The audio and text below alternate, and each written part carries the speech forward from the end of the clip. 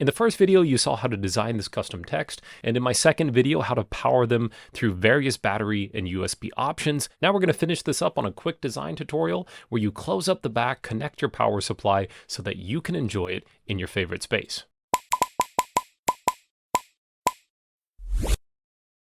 So you'll need to open the original project that we made in the first video and make sure that you have Sketch 1 visible.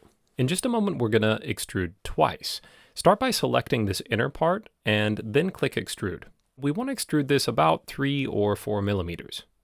And on this extrude, make sure you've selected new, otherwise this piece is going to merge together with part 1, which is the original sign.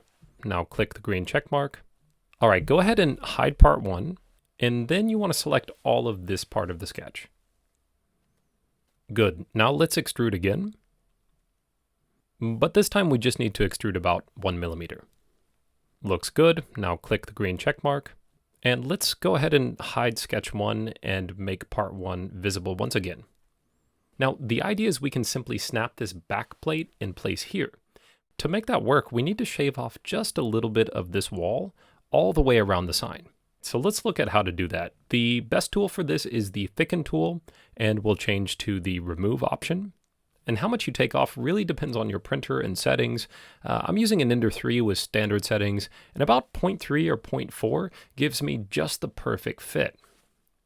Now you can go around and select each of these surfaces, and as you see, it's shaving off 0.3 millimeters, but selecting all of these surfaces is a lot of work. So I think I have a better solution that is going to be a lot faster.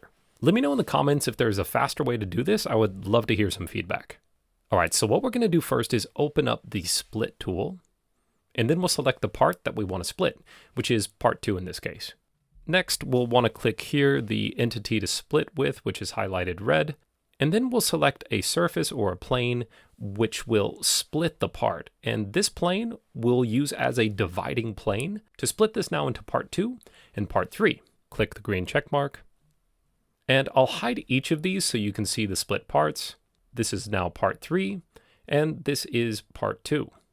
All right, now check it out. Selecting all of those surfaces on the wall is a piece of cake. We'll just drag and select everything at once, and then select the top to deselect, and click the bottom to deselect. So now, as you can see, we've deselected the top and bottom, but all the walls remain selected, and then we can thicken all at once, selecting remove and removing 0.3 millimeters.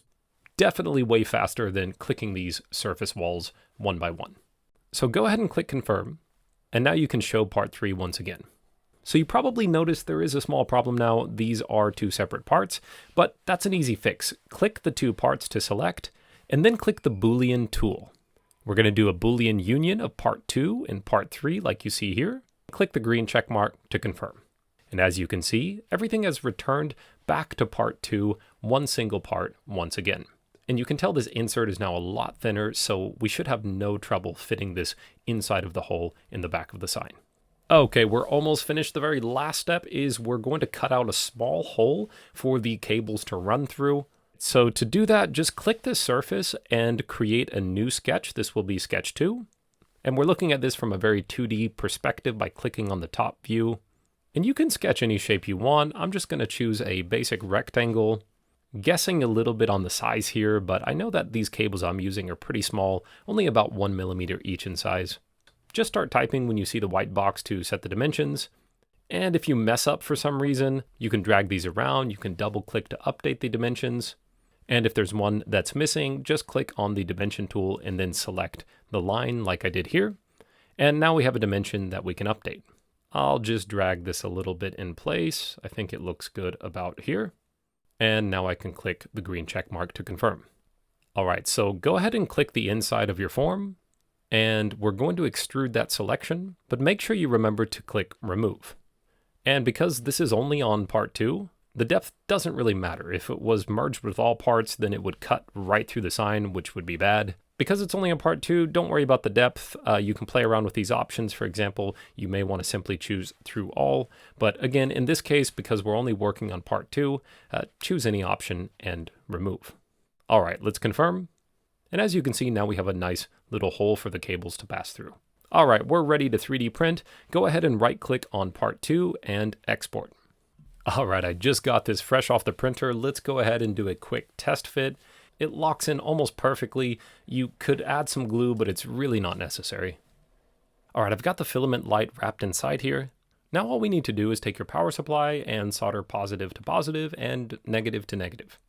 First this one, and then we can pass the cables through like so, just behind the light. Quick reminder, normally you can identify the positive end of your filament light by looking for a small circular hole. Let's do a quick test. Nice, looks good.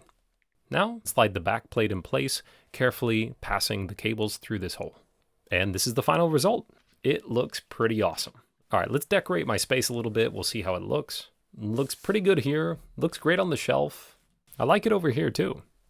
All right, I hope you enjoy this. I'd love to hear your feedback and of course, to see your results. I hope you can make this and that you share it with all of us. Really excited to see how it turns out. Good luck and happy making.